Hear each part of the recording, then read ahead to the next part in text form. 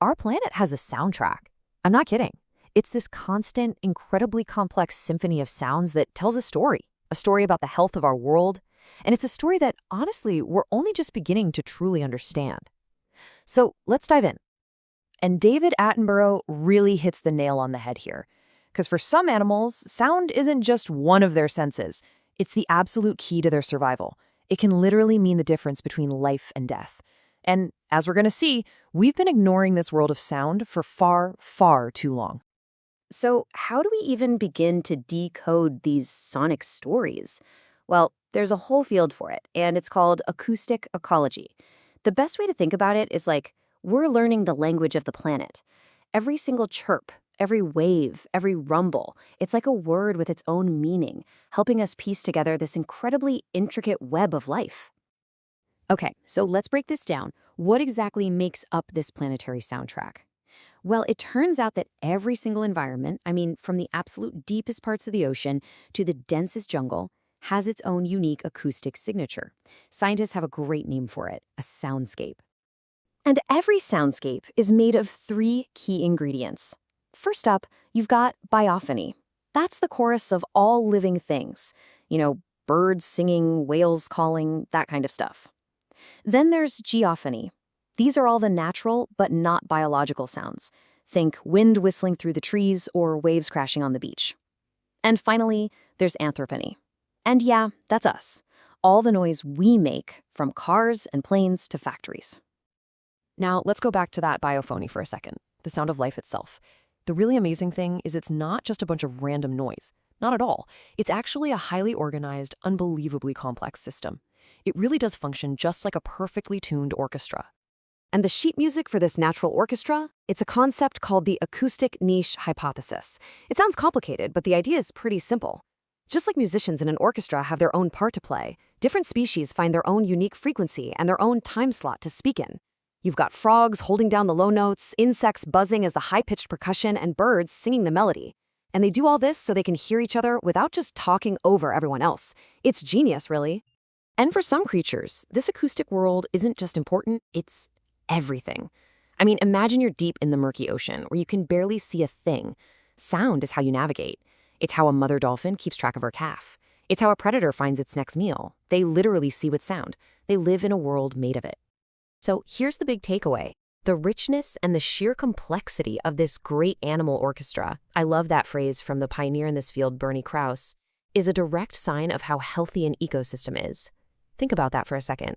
A quiet forest isn't a peaceful one. It's often a sick one.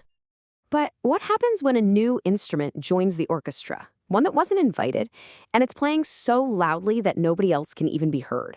Well, that's the rising tide of anthrophony, our noise, and it's throwing the entire natural symphony into total chaos. Just look at this number. It's absolutely staggering. In some parts of the Northeast Atlantic, the noise from shipping is so loud, over 120 decibels, that it's happening for more than half the year. That's a noise level we know causes serious problems for marine mammals. Think about that. For 6 months out of the year, the noise is just constant. And this really gets to the heart of the problem. You see, biophony is like this intricate tapestry of specific, meaningful sounds, woven together over millions of years of evolution. But anthrophony, especially that constant low-frequency drone from shipping, it doesn't just add another thread. It acts like a thick, heavy blanket that just smothers the entire tapestry, masking all those vital signals that animals absolutely need to survive. And the consequences? They're devastating.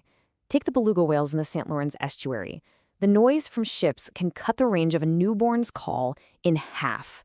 Imagine being a mother and not being able to hear your baby. This noise disrupts their feeding, it causes chronic stress, it can even drive them away from the places they need to live. It's a truly profound and totally invisible threat. Okay, so this disruption really shows just how powerful sound is as a force of nature. But you know what? That power isn't just limited to the animal kingdom. It shapes our world too, in ways we probably don't even notice most of the time. Just think about it for a second. The acoustics of a classroom can literally affect how well a student can learn. The sound design of an office can make or break your focus and productivity, right? Good acoustics make a space feel comfortable and functional. Bad acoustics, well, they can make a place feel stressful, confusing, just plain unpleasant. Which brings up a really fascinating and kind of weird question. Okay, we know sound can affect our mood and our focus, but could it, I don't know, have a direct physical effect on our bodies? Well, there's a pretty famous urban legend about exactly that. It's called the brown note. The legend goes it's this super low infrasonic frequency, so low you can't even hear it, that's supposed to resonate with the human bow in just the right way to cause, well, let's just say a very, very embarrassing accident. So, is it real? Could this actually happen? Well, not a chance. The TV show Mythbusters, along with other researchers, put this to the test. They used massive subwoofers to blast people with that exact frequency. And the result? People felt a little weird, maybe some shortness of breath or anxiety, but absolutely zero involuntary incidents. So yeah, that myth is officially busted. Okay, so while the brown note might be just a funny urban legend, we are discovering the real revolutionary power of sound. And it's not some mysterious, weird force. Instead, it's turning out to be an incredible new tool for understanding our world. And this brings us to something truly cutting edge: data sonification. You've heard of data visualization, right? Turning numbers into charts and graphs so we can see patterns. Well, this is the exact same idea, but for your ears. It transforms these massive, complex data sets into soundscapes so we can hear the patterns. So how on earth does that work? Well, imagine you have a gigantic data set, say on microbial activity in the ocean. You'd start by mapping different parts of that data to different sounds. Maybe you make temperature control the pitch, higher temp, higher pitch. And maybe salinity controls the volume. Then you just listen. And what's amazing is that our brains are unbelievably good at detecting patterns in sound, sometimes in ways that we'd completely miss just by looking at a graph. And the potential uses for this are just incredible. We're talking about helping scientists make sense of data that's just too big to comprehend visually. It can make science way more accessible for people who are visually impaired.